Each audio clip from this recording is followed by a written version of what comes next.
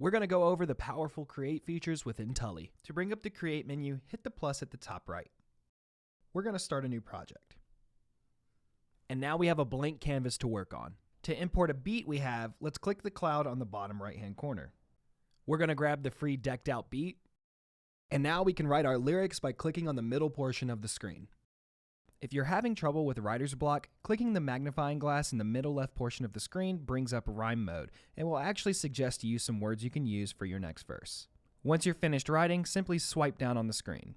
At the bottom of your app, you will see the transport buttons. On the left is the play button, in the middle we have record, and the button on the right will play the beat you have loaded while recording your audio with 0 latency. If you would like to change the volume of your track, simply click the volume button and move the slider left or right. To have your beat repeat once it's finished, simply click the repeat button. To loop a certain section, hit the loop button and then drag your sliders to whatever section you are working on. To switch the track that you're viewing, click on the name of the track and then you can select whichever track you want to replace it with. If you want to delete a track, simply click on the name again and then rather than replacing it, just click delete.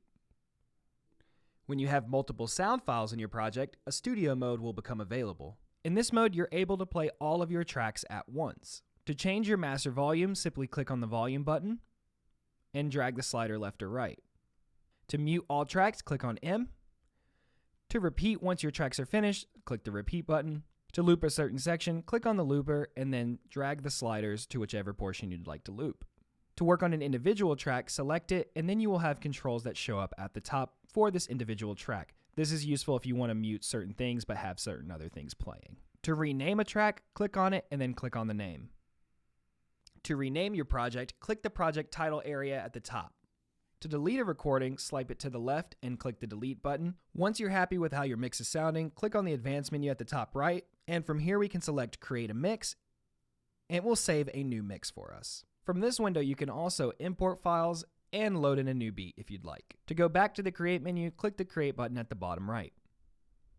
If we click on the advanced menu at the top right, we can invite a collaborator, start a new project, open a project, import files, change the beat. If you're a Tully Artist Pro subscriber, adding a collaborator is one of the easiest ways to work on a project together. Enter the email of the collaborator you want to work with. Once they accept your invite, they will be added to your project and you can see the changes they make in real time. Also, you can use the messenger feature to brainstorm ideas together. And that was an overview of the Create features within the Tully app.